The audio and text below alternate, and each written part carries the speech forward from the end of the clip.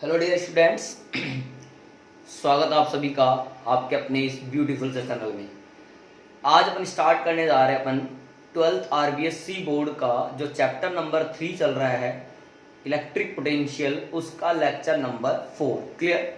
तो बेटा electric potential के लेक्चर नंबर 3 में हमने जो है relation between electric field and electric potential देखा था, जो आया था E is equal to minus of gradient V, इस तरह से आया था। क्लियर? उसके अलावा बेटा हमने जो है electric potential due to uniformly charge conducting sphere outside inside surface, इस तरह की बातें करी बेटा। उसके अलावा electric potential due to uniformly charge non conducting sphere outside inside at the surface, और उसके अलावा सेंटर पे भी अपन ने इलेक्ट्रिक पोटेंशियल निकाला, और इलेक्ट्रिक पोटेंशियल का डिस्टेंस के साथ जो वेरिएशन दिखाता है ऐसा आपने ग्राफ भी ड्रॉ किया। अब आज का नेक्स्ट टॉपिक हमारा है बेटा, आज के इस वीडियो में मैं इस चैप्टर को फिनिश कर दूंगा बेटा। तो आप पहला हेडिंग लगाइए बेटा आज का, electric potential energy. Electric potential energy of A system of, चलो इधर लिख लेते हैं बेटा, of A system of point charges.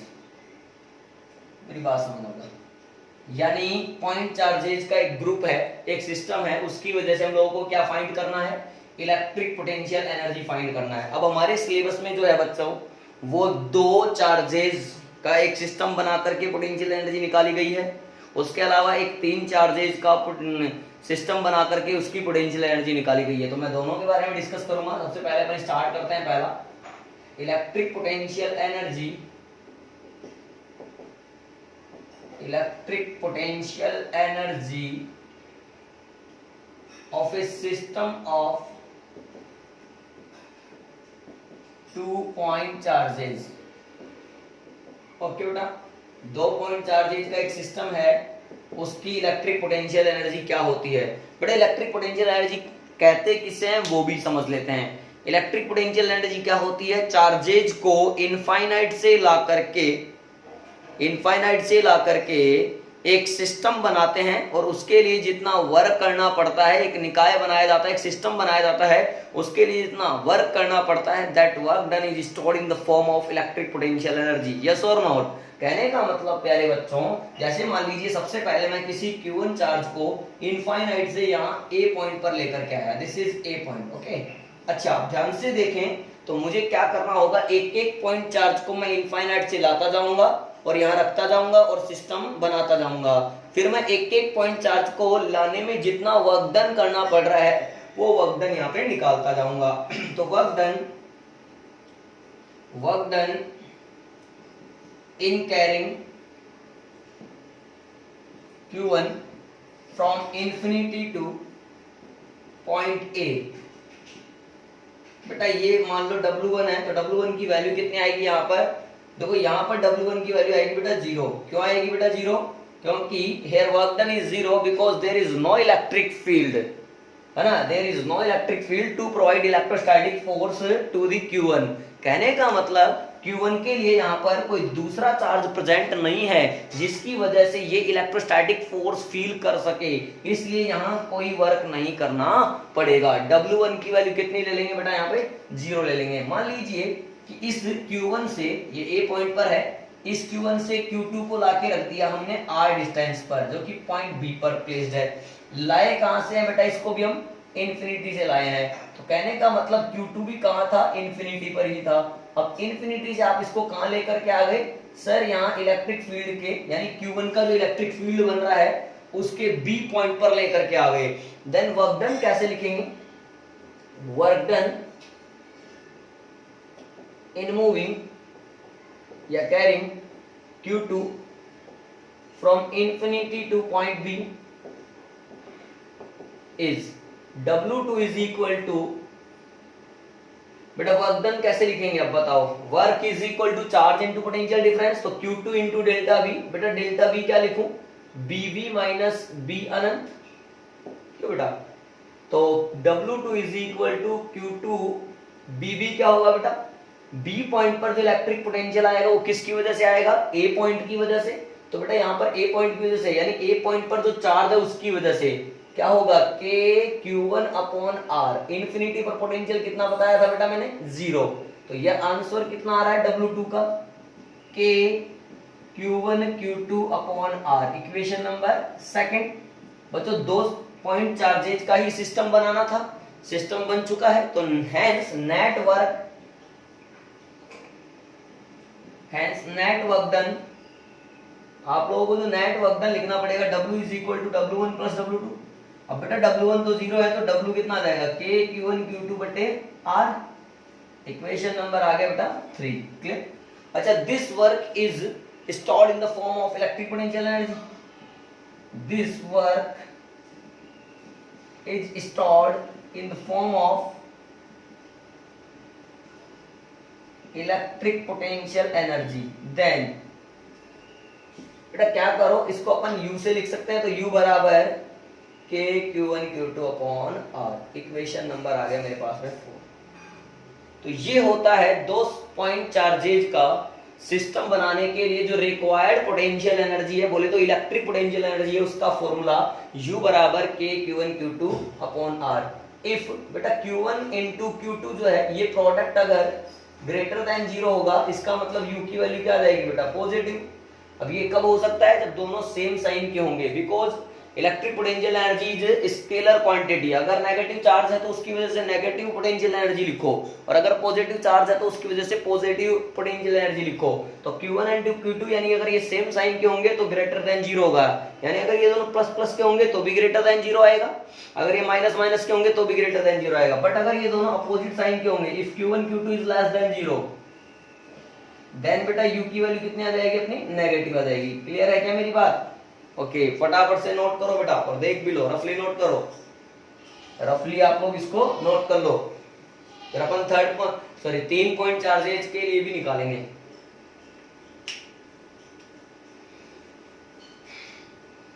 Okay बेटा, आ जाइए नेक्स्ट देखते हैं। सेकंड पॉइंट इसका, electric potential energy of A system of 3 point charges.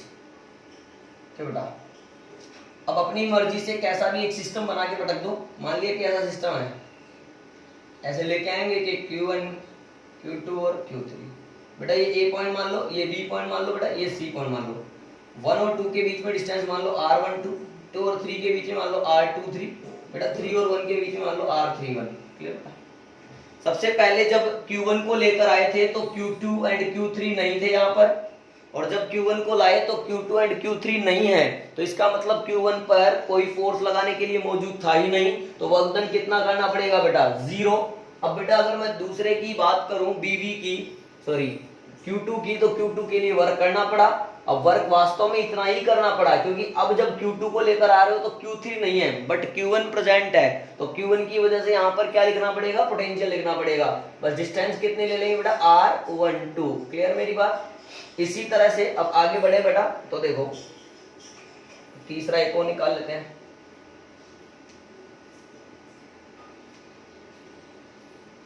देखो तीसरा हमारे पास बोलेगा बेटा ये वर्क डन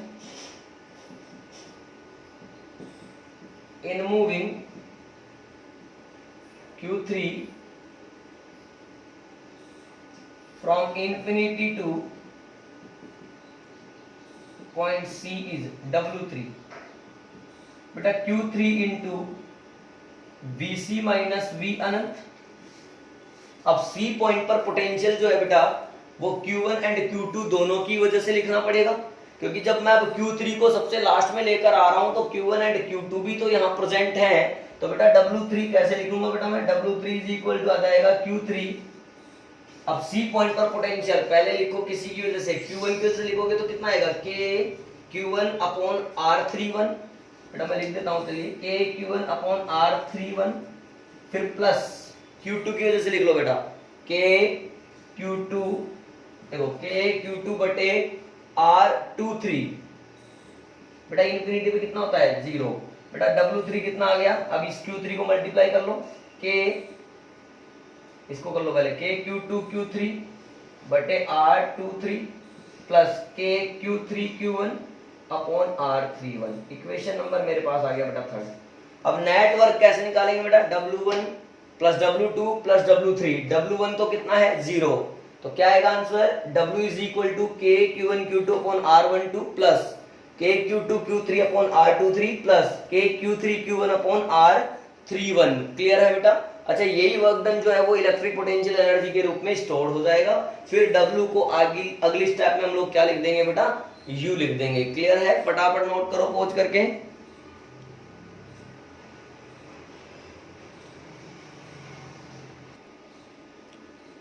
तो बेटा कर लिए नोट, ठीक है। अपन ने कहा कि अब नेटवर्क अपन निकाल लेते हैं, नेटवर्क डन कितना हुआ। चलो मैं लिख देता हूं इसके आगे की स्टेप भी, ठीक है बेटा। देखो आ जाइए,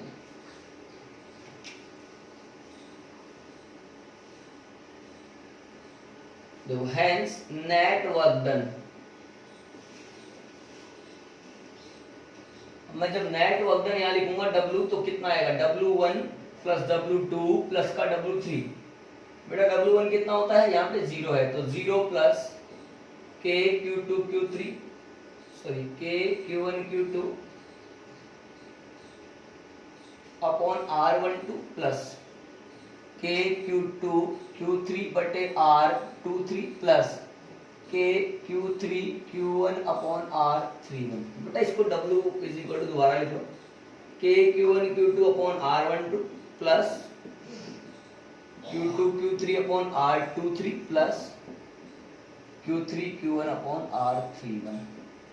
बेटा ये मेरे पास आया इक्वेशन नंबर अगला यानी 4। अब क्या कह रहे थे अपन, this work is stored in the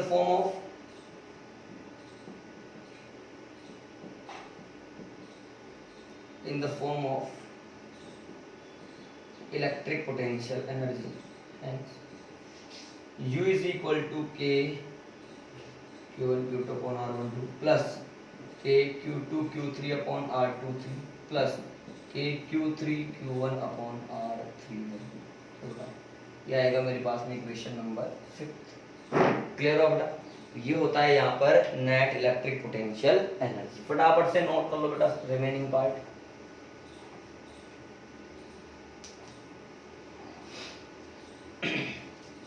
बेटा एक लास्ट टॉपिक है, लास्ट क्या बोल सकता हूँ उसको, सेकंड लास्ट बोल दूं तो एक सेकंड लास्ट टॉपिक है हमारा इस चैप्टर का। अब स्टार्ट करेंगे। किसी भी डाइपोल को रोटेट करने में कितना वर्क करना पड़ता है वो हम लोग निकालना चाहते हैं, समझना बेटा। किसी भी डाइपोल को रोटेट करने में कितना वर्क करना पड़ता है वो हम लोग निकालना चाहते हैं। फटाफट से कर लिए बेटा,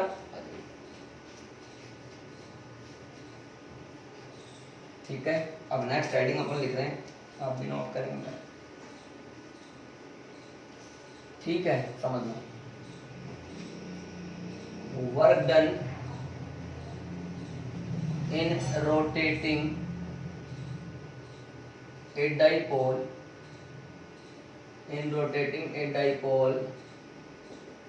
from an angle θ1 to angle θ2। किसी डाइपोल को अगर एंगल θ1 से एंगल θ2 पर घुमा दिया जाए तो इसके लिए कितना वर्क करना पड़ेगा। मान लीजिए कि पहले आपका जो है इसने यानी P1 कह दो या डाइपोल मोमेंट कह दो, उसने पहले कितना एंगल बना रखा है, यहाँ से थीटा एंगल बना रखा है। अब θ1 एंगल से अगर इसको θ2 एंगल पर घुमा दिया जाए बेटा, θ1 एंगल से अगर θ2 एंगल पर घुमा दिया जाए तो फिर क्या करना पड़ेगा, ये एंगल θ2 है। इस कंडीशन में हमें पूछा गया है कि बताइए वर्क डन कितना करना पड़ेगा या इसमें पोटेंशियल एनर्जी कितनी होगी। बेटा ध्यान से देखना, ये मेरे पास एक इलेक्ट्रिक डाइपोल है। जैसे ही मैं इसको थीटा एंगल से घुमाऊंगा तो पहले अब मेरी बात समझो, थीटा में मैं वेरिएशन जो लिखूंगा वो स्मॉल एलिमेंट्स के फॉर्म में लिखूंगा। तो मान लीजिए मैंने पहले इसको स्मॉल एंगुलर डिस्प्लेसमेंट दिया, तो स्मॉल एंगुलर डिस्प्लेसमेंट देने के लिए हमें जो है स्मॉल वर्क करना पड़ेगा। तो पहले बेटा मैंने स्मॉल वर्क की बात करी, डायग्राम की जरूरत नहीं है, आपके सिलेबस में कोई डायग्राम जैसी कोई चर्चा नहीं है, तो अपन डायरेक्ट इसको लिख लेते हैं। इफ डाइपोल इज डिस्प्लेस्ड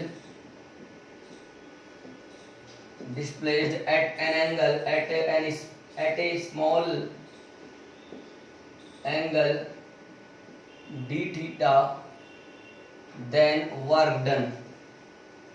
बेटा एक बात बताओ, जब अपन लीनियर मोशन में वर्क करते हैं तो इसका मतलब फोर्स लगाते हैं, फोर्स लगा के डिस्प्लेसमेंट आ जाता है, तो वर्क हो जाता है फोर्स इनटू डिस्प्लेसमेंट। बट अगर बेटा यहाँ पर आपने इसको रोटेट किया है, रोटेट का मतलब आप रोटेशनल मोशन में चले गए हो, तो आपने फोर्स नहीं दिया है, आपने बेटा इसको क्या दे रहे हो, टॉर्क दे रहे हो। तो टॉर्क इनटू एंगुलर डिस्प्लेसमेंट, तो D W is equal to tau into D D था। Equation number first. बेटा हम लोग जानते हैं कि किसी भी डाइपोल को घुमाने पर उसमें जो टॉर्क प्रोड्यूस होता है वो होता है पीई साइन थीटा। तो keeping PE sine theta torque in equation first, क्यों बेटा यहाँ पर डी डब्ल्यू की वैल्यू आ गई PE sine theta d theta. Equation number second, hence net work done in rotating dipole from theta 1 to theta 2। Net work done निकालने के लिए इस इक्वेशन सेकंड का क्या करना पड़ेगा बच्चों, आपको इंटीग्रेशन। तो डी डब्ल्यू का इंटीग्रेशन क्या आ जाएगा बेटा, W W is equal to integration of PE sine theta, limit हो जाएगी आपकी थीटा 1 से थीटा 2, और किसके रेस्पेक्ट में करोगे बेटा, थीटा के रेस्पेक्ट में इंटीग्रेशन करोगे। तो डब्ल्यू इज इक्वल टू यहाँ से पीई बाहर आ जाएगा बेटा, साइन थीटा का इंटीग्रेशन हो जाएगा माइनस कोस थीटा, थीटा 1 से बन जाएगा ये थीटा 2 तक। बेटा लिमिट कैसे यूज करते हैं, upper limit minus lower limit. तो पहले माइनस को बाहर ले लो, minus PE cos theta 2 minus cos theta 1। Clear बेटा। W इज इक्वल टू, अब चाहो तो इस माइनस को वापस अंदर डाल दो, तो कोस थीटा 1 हो जाएगा प्लस का और कोस थीटा 2 हो जाएगा माइनस का। यानी कहने का मतलब ये हुआ मेरे प्यारे बच्चों, आप समझो कि सर अगर किसी डाइपोल को इलेक्ट्रिक फील्ड में थीटा 1 एंगल से थीटा 2 एंगल तक घुमाना है तो इसके लिए जो वर्क होता है वो होता है P cos theta 1 minus cos theta 2। Clear. But तुमने कहा सर इसमें कुछ स्पेशल केसेस की चर्चा हो सकती है, मैंने कहा बिल्कुल हो सकती है। जैसे पहला case, if theta 1 is equal to 0, यानी कहने का मतलब जो आपका डाइपोल था वो इलेक्ट्रिक फील्ड की डायरेक्शन में ही था, and theta is equal to theta, then ठीक है ऐसे था बट उसको फिर थीटा एंगल पर लेकर चले गए, तो W कितना आएगा बेटा, PE cos 0 minus cos theta. बेटा cos 0 की वैल्यू कितनी होती है 1, तो W is equal to P 1 minus cos theta, 1 minus cos theta. Okay बेटा, इसी तरह से अगर मैं सेकंड पॉइंट की बात करूं, if theta is equal to कुछ भी ले लो बेटा 90 डिग्री ले लो, and theta 2 is equal to बेटा कितना ले लो theta, then W is equal to P cos 90 minus cos theta. बेटा cos 90 होता है 0, तो W आ गया माइनस का PE cos theta. Oh my god, जो लास्ट टॉपिक स्टार्ट करने जा रहा हूं वो है electric potential energy of the dipole. बेटा electric potential energy of dipole जो होता है उसका फॉर्मूला यही आने वाला है, क्योंकि electric to calculate electric potential energy of the dipole reference position is considered at 90 degree. कहने का मतलब कि 90 डिग्री को यहाँ पर रेफरेंस पोजीशन समझा जाता है, यानी स्टार्टिंग ऐसे समझा जा सकता है कि जो डाइपोल है वो इलेक्ट्रिक फील्ड के परपेंडिकुलरली था और हमने फिर इसको कहाँ घुमा दिया, थीटा एंगल पर घुमा दिया, तो फिर फॉर्मूला आता है माइनस पी कोस थीटा। बेटा मैं भी इसको करके दिखा रहा हूँ, आप लोग पहले इतना नोट कर लो।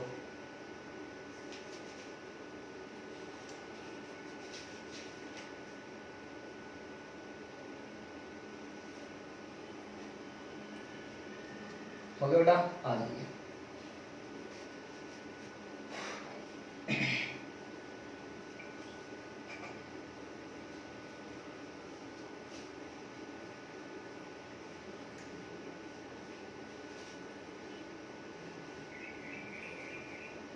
ओके बेटा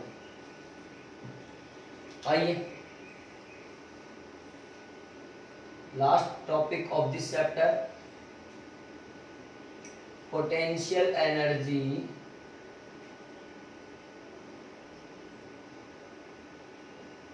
ऑफ डाइपोल। बेटा ध्यान रखना, to calculate potential energy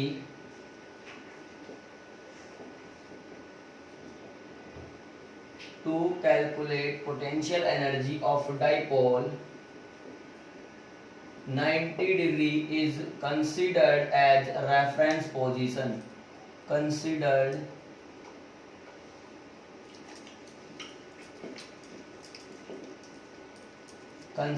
as reference position. Hence here theta 1 is equal to 90 degree, but theta 2 is equal to theta. Then u is equal to PE cos 90 minus cos theta. This implies u बराबर minus PE cos theta. क्यों बेटा? तो हमने कहा sir इसमें special cases बना सकते हो, मैंने कहा बिल्कुल बना सकते हैं। इसमें तो बहुत अच्छी सी बात है बेटा, इसमें तो दो तरह से बोर्ड में क्वेश्चन बनता है, बताता हूँ बेटा। देख पहला, if theta is equal to 0 degree, then बेटा जब theta is equal to 0 degree होता है तो u बराबर माइनस PE cos 0। बेटा cos 0 की वैल्यू कितना होती है बेटा, बोलना, प्लस का 1, तो u बराबर कितना आ गया बेटा, माइनस का PE। अब इसका मतलब जो पोटेंशियल एनर्जी आई है वो क्या आई है बेटा, मिनिमम आई है। यानी कहने का मतलब जब हमने डाइपोल को, देखो 90 डिग्री पर था लेकिन हमने डाइपोल को कहाँ कर दिया बेटा, इलेक्ट्रिक फील्ड की डायरेक्शन में ही कर दिया। यानी थीटा हम लोगों ने कितना ले लिया बेटा, 0 ले लिया। जब हमने थीटा 0 लिया है तो जो पोटेंशियल एनर्जी आई है वो मिनिमम आई है। अब पोटेंशियल एनर्जी और स्टेबिलिटी में जो चक्कर होता है वो एक दूसरे का रेसिप्रोकल होता है। अगर पोटेंशियल एनर्जी मिनिमम आई है तो इसका मतलब स्टेबिलिटी मैक्सिमम है। Then we can say that this state is also known as stable equilibrium state. Okay बेटा, इस स्टेट को बोलते हैं अपन stable equilibrium state. Okay, stable equilibrium state. तो ध्यान रखें कि स्टेबल इक्विलिब्रियम स्टेट के लिए ओरिएंटेशन क्या होना चाहिए, तो डाइपोल जो है वो इलेक्ट्रिक फील्ड की डायरेक्शन में आ जाना चाहिए। क्लियर, ये ओरिएंटेशन होना चाहिए। सेकंड पॉइंट ले लो बेटा, if theta is equal to 90 degree, then तो कोई लोड ही नहीं है, u कितना हो गया, 0 खत्म। लेकिन ये मिनिमम नहीं है, मिनिमम ये रहा। ठीक है, इस प्रकार से अगर मैं थीटा की वैल्यू कितनी ले लूं प्यारे बच्चों, थीटा की वैल्यू मैं 180 ले लूं, देन u बराबर माइनस PE cos 180। cos 180 होता है माइनस का 1, तो ये आ जाएगा प्लस का PE, जो कि क्या है बेटा, मैक्सिमा। तो इस यानी मैक्सिमम है। अब अगर ये मैक्सिमम है तो कंडीशन कौन सी है ये सर, अनस्टेबल इक्विलिब्रियम स्टेट। ये आ गई अस्थायी साम्यावस्था, अनस्टेबल इक्विलिब्रियम स्टेट। क्लियर है बेटा, फटाफट से नोट करो बेटा पॉज करके।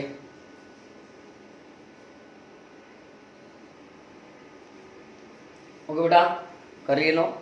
तो आज के इस वीडियो लेक्चर में आपको काफी कुछ मैंने समझाया है। लास्ट के बचे हुए जो टॉपिक्स थे वो कवर हो गए इस चैप्टर के। अब अपन बेटा नेक्स्ट वीडियो जो है अपन इस चैप्टर में रखेंगे न्यूमेरिकल पोर्शन का। क्लियर, तो आप लोग रेडी रहें, इस चैप्टर को पूरी तरह से तैयार करें, नोट्स भी आप कंप्लीट करें और साथ में इसको पूरी तरह से पढ़ भी लें। और कोई डाउट रहे तो उसको कमेंट सेक्शन में डाउट भी बताएं आप लोग, पूरा आपको सोल्यूशन दिया जाएगा। क्लियर है, नेक्स्ट वीडियो अपलोड हो तब तक के आप पढ़ते रहिए। Thank you, all the very best.